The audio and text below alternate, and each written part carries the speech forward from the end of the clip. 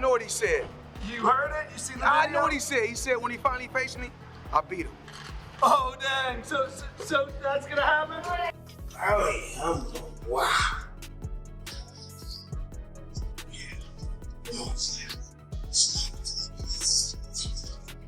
Wow.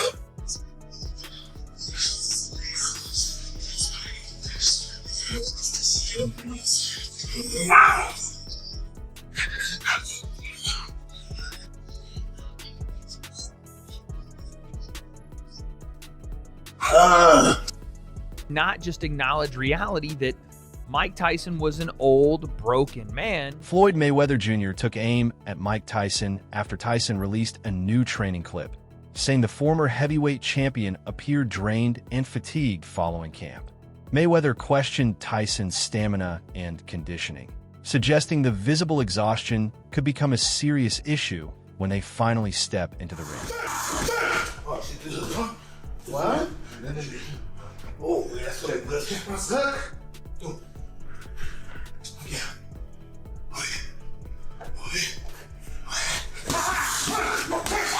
Woo! We fight. We stay here. Build a good boss. I get it. I like that.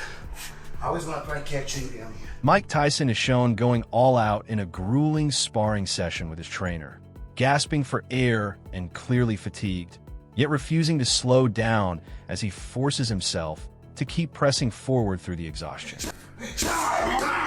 Oh, yeah. Ah! That's the next one. You got two? That's one. How we gonna do it? Floyd Mayweather Jr. confidently declares that he'll turn the bout into a must-watch spectacle, vowing non-stop action and high-level entertainment that will keep fans locked in from the opening bell to the final round. We're gonna have fun. We're gonna throw a few punches. Like, I'm taking this seriously, and I'm trying to fight Tyson.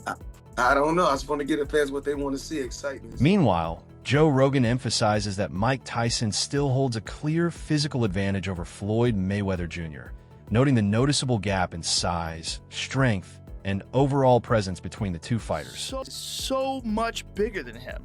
Yeah, he's but so much bigger than him. he's not gonna land a fist on Mayweather. Right. It's Not gonna be after hard. his last performance. You know, I think Yeah. Tyson just needs What do to you get think him. was going on with that? The last one. It looked a little bit like sparring. Yeah, I don't know. I think it was scripted. Yeah. I ain't never seen Tyson biting his gloves, and like you could just, it was taking all that he could not to like hit him. He, and it was just like, it's heartbreaking to see a icon go out like that. Yeah. You know, and But it's crazy also. Mike Tyson powers through intense dumbbell workouts with steady control and laser focus, building strength in his arms and shoulders while pushing his endurance to the limit during grueling gym sessions. I give you money. Are you crazy? Only 12. That's all we want. To the middle. 1, 2, 3, A little slow on the way down. 4. There we go. 9. One more. And slow. 10. No problem. Great set. Best set yet. Final round. Last one. Nice and strong. 35. Let's go. 1, 2. Here we go. 3, 4. Nice. 5. Yes, sir. 6, 7. Strong. 8. Strong. 9. Got this. We go. 2, 3, 4, 5, 6, 7. Let's go. 8, 9. One more. 10. Up. Nice work, Mike. Yes, sir. Great work.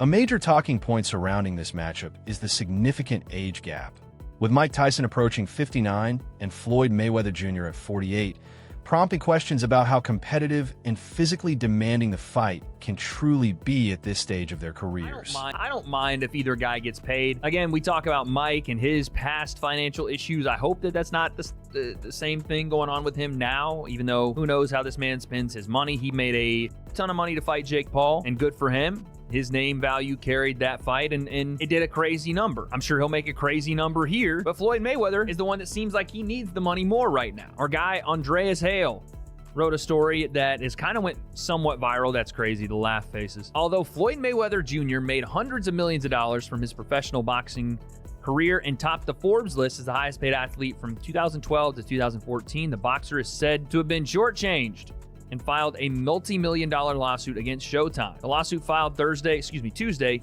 and obtained by ESPN seeks to recover hundreds of millions of dollars, misappropriated funds, and damages resulting from a long-running and elaborate scheme of financial fraud, breaches in fiduciary duty, and conspiracy orchestrated by Floyd J. Mayweather's former manager and advisor, Al Haymon. Holly Mullen AG notes that Mike Tyson continues to generate massive earnings, as his legendary name alone attracts global attention and ensures that any fight he steps into becomes highly profitable. The aspect of it with a new fan base is always curious about the old-time fighters, which is why Tyson always gets views even today, because people are always curious about the Mike Tyson mystique, the Mike Tyson effect. So people that weren't able to be alive and wake up the morning of a Mike Tyson fight to know what that feels like, want to feel that today. I promise you, it's nothing like it was in 1989 with Tyson, no matter what you guys want to feel. But regardless, I think people get curious about that. And I think this is going to be sort of the same thing. There's nothing that's going to match the Mayweather-Pacquiao era of that time where they were flying and people wanted to see that fight. This is not going to be that feeling on the morning of. But like the champ said, on the morning of, whether you like it or whether you don't like it, I think you're gonna end up, ordering that pay-per-view or watching on Netflix, whatever. This is on Netflix. Wade Plemons delivers a candid take on the upcoming exhibition between Mike Tyson and Floyd Mayweather Jr., highlighting the clear limitations Tyson shows at this stage of his career. Reflecting on Tyson's performance against Jake Paul, Wade points out that his mobility and overall effectiveness were already diminished, visible in his limping to the ring and struggles with hip and other physical issues. While Tyson still demonstrates impressive strength, Wade emphasizes that Mayweather presents a far greater challenge. Floyd's unmatched speed, precision, and tactical expertise are likely to expose Tyson's slowed reflexes, making him appear sluggish and less effective. Wade also references Terence Crawford commentary on Tyson's unusual behavior in past bouts, including biting his gloves to restrain his own power. This habit highlights the extreme measures Tyson takes to control himself, even when facing less formidable opponents, a concern that could be magnified when facing Mayweather's elite skill set. Floyd Mayweather fight exhibition is even more sad because you've already seen the illusion of what Mike has left is already gone. We saw it. Versus Jake Paul, he was limping on his way to the ring.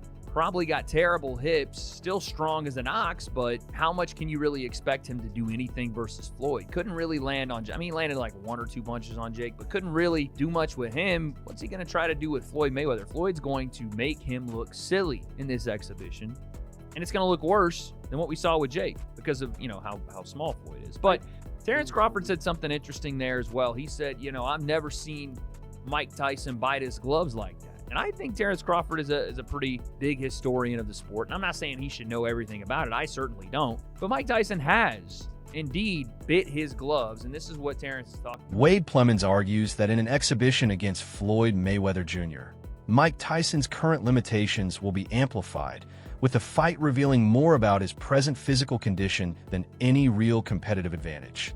He notes that social media clips and broadcast footage from previous events already highlight these struggles, showing that even legendary athletes are not immune to decline.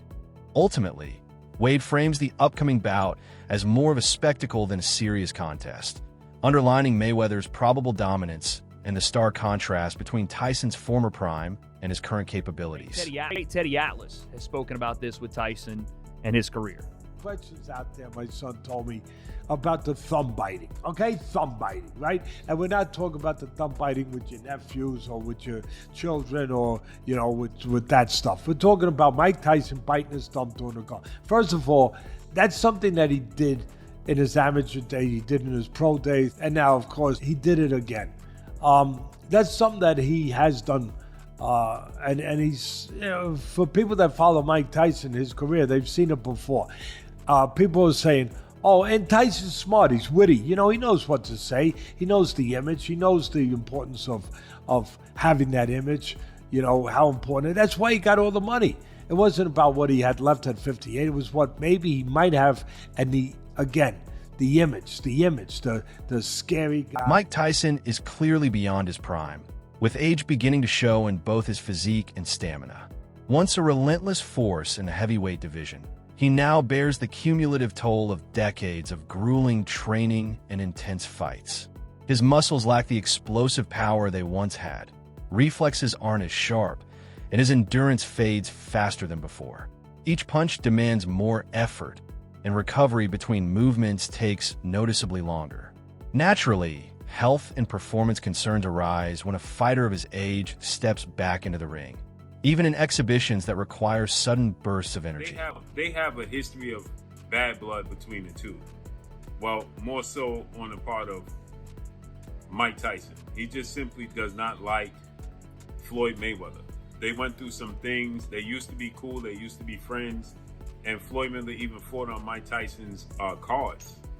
But now they have a strained relationship, and now they're going to fight an exhibition bout. This was... I don't even know what to say about it. That's a wrap for today's video. Stay tuned for more updates and behind-the-scenes action.